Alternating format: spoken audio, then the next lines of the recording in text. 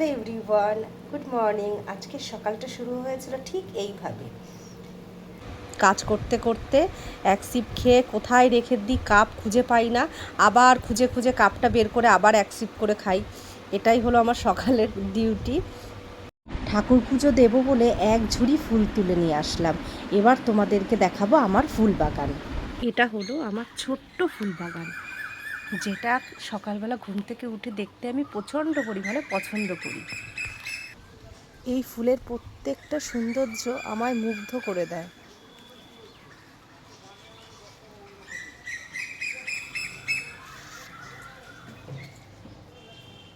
আর কি সুন্দর দেখো, আমার গোলাপ গাছে গোলাপ ফুটেছে, কত সুন্দর লাগছে। তারপর দুপুরবেলা দুটো বাচ্চাকে ড্রয়িং ক্লাস থেকে বাড়ি নিয়ে আসলাম, একটু ঘুরে নিলাম। ঘুরে আসার পরে একটু পপির দুষ্টুমি তোমাদেরকে একটু শেয়ার করি।